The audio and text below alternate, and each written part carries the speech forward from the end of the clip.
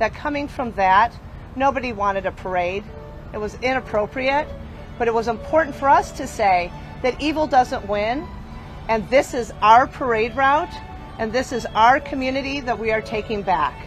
So you'll see the community and so many supporters from our surrounding communities really showing that symbolically and literally as we reclaim the parade route. And it was important for us at the end of all of that to just have a chance to be together as a community. And then we're so appreciative of our hometown guy, Gary Sinise, bringing us the chance to really celebrate this evening. I've mentioned several times that I have third graders come through City Hall. And one of them said to me this year, do we ever get to celebrate the 4th of July? And that just really broke my heart. For so many of us who've grown up here, who've raised our children here, we have wonderful memories. There is no reason that this one act of cowardice and hate should take away that joy from this community. Mayor, your security plan is large and complicated. What are you trying to create for people who want to feel secure at these events? We have put together a comprehensive security and operations plan in place. We have sought feedback from federal agencies, state, local agencies in putting together that comprehensive plan. And there are various elements to it. So the registration is one component, going through the secure perimeter.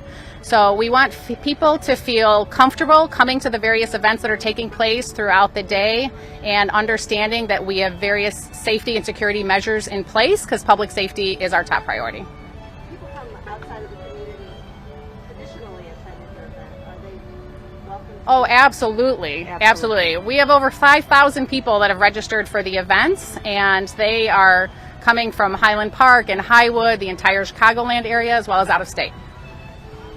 Is this, as you put together this comprehensive security plan, is this something you foresee going year after year after year moving forward? We don't usually talk about security.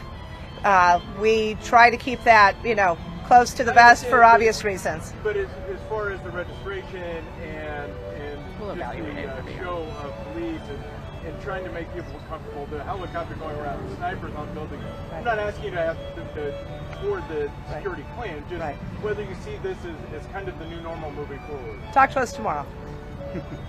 With so much planning and preparation for this, how are you feeling today? It's here. We are a blend of emotions, as you can only imagine. So many of us are recalling where we were a year ago and the joy that we were experiencing. We all have been touched directly and personally by what happened. So this isn't just a group of elected officials reflecting for their community. We all were impacted by this parade personally. So we're working through that balance of emotions, but it's important that we feel the strength and the compassion of our community and the surrounding communities. We're so appreciative of all of that and from each other. And I've got this amazing woman next to me. So we are going to move forward with strength, but also with compassion today. Mayor, And we talked to some people who chose to leave town and just not be a part of it at all, but then you still have about 5,000 people who registered. So what does that tell you about where the community stands right now? It tells me that we are a community of 30,000 individuals who all are still working through a very devastating and horrific experience. My heart is with every single one of them. Mayor, what do you hope this event will offer community members? We are on a journey together. There is no official healing, but there's an opportunity for us to connect together and to work through the efforts to heal through that connection. So it's really the opportunity for all of us to be together, to walk forward or to wheel forward in some circumstances because of what's happened to several of these folks. We are all just trying to continue to move forward, but connected so that we really can show each other our ongoing support. This doesn't end today. This is not just next year. This is lifetimes of an impact.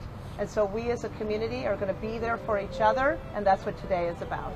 Mayor, one word on the security again. Who's paying for all this? So again, there are various elements to it. We have more than 50 different agencies that are providing us support today. So you'll see law enforcement uniforms from many different jurisdictions.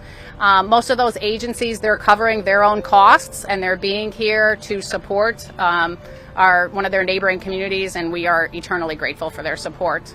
Does this then have to be the standard not only for Highland Park but for other sports or communities going forward? So if you look at the setup for other 4th of July parades today around, coming close to this, and obviously nothing like this happened there, but that being said, it seems to be.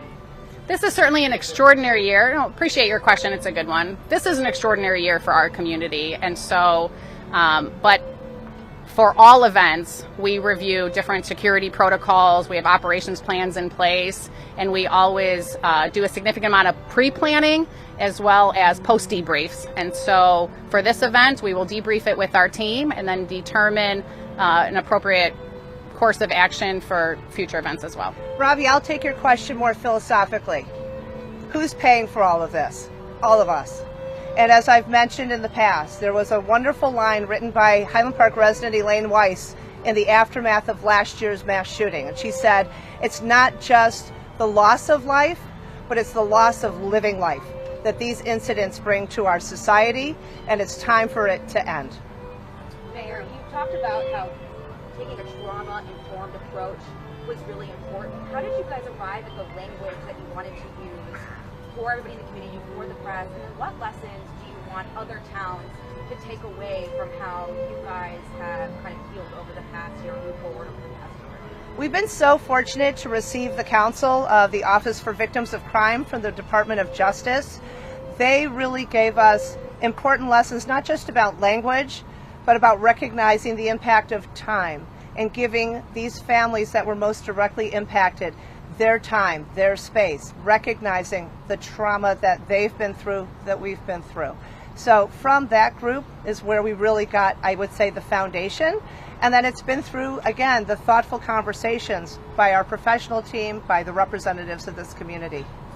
Mayor, talk about the resilience you've seen from this community over the last year and the support that you would like to see moving forward as this continues. Resilience is absolutely the word, and it's something that I think we all have been so impressed and impacted by.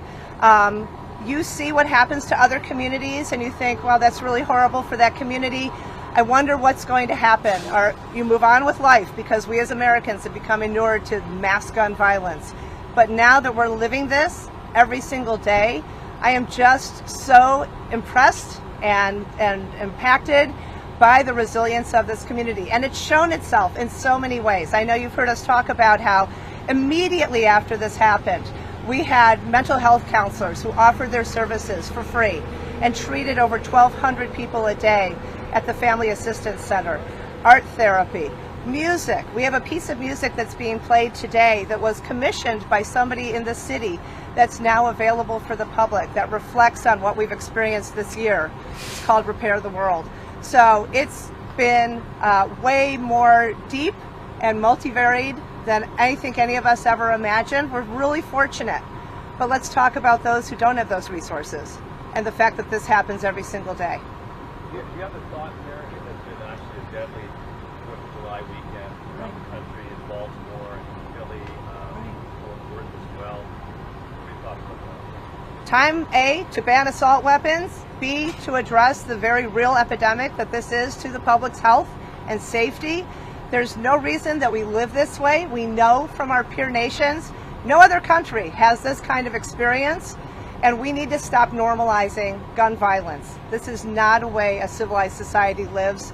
We deserve better as Americans. We deserve better as human beings. What is your wish for Highland Park and what the 4th of July will look like in the future? My wish is that as we go forward, we never forget the 7 precious people that we lost for no reason other than hate and a crime, that we reflect on who we are and our strength as a community, and that we give our children back the opportunity to really celebrate a very special holiday.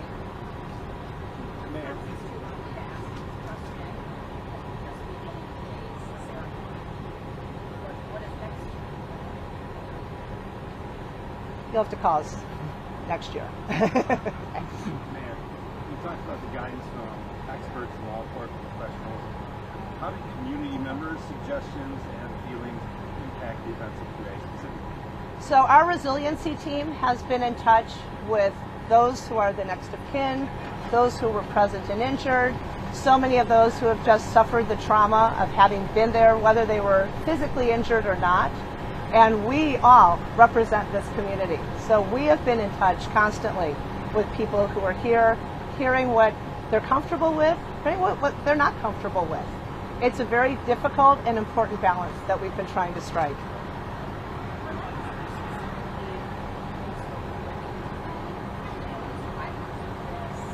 Actually, because of HIPAA, we can't disclose who we've been in touch with. Hope you can appreciate that. Mayor, Manager, could you update us on plans for more permanent memorial and how long will the temporary site be there?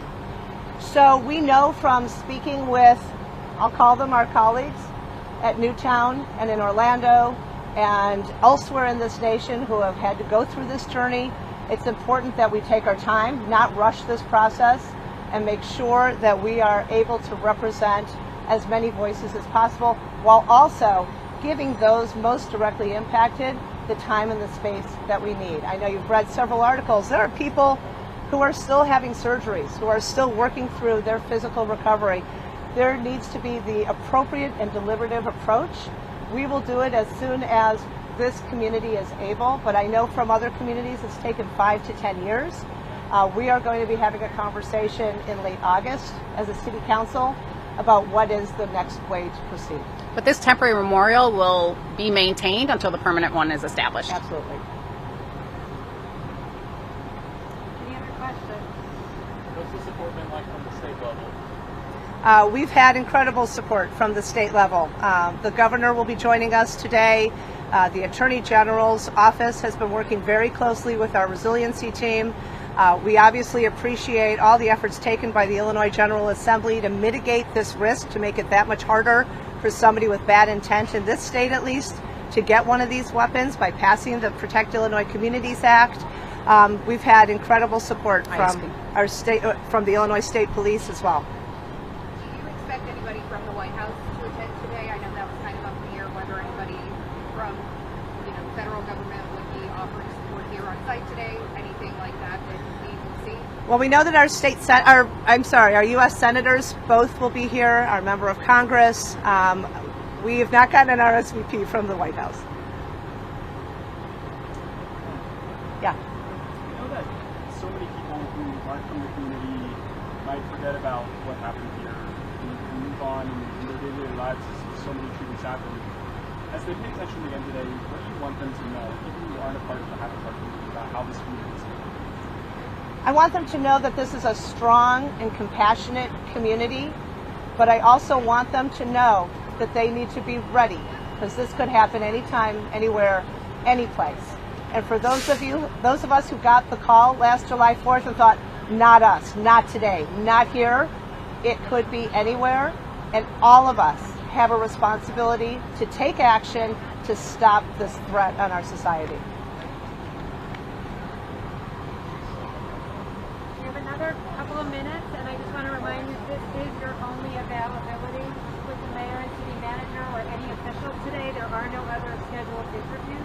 So ask Cam for So of the 5,000 people that pre-registered, that was for the ceremony and the community walk, and are you able to say, like, percentage-wise, Highland Parkers versus people outside the community, or any more details? We can provide that to you. I just don't have that readily available right now.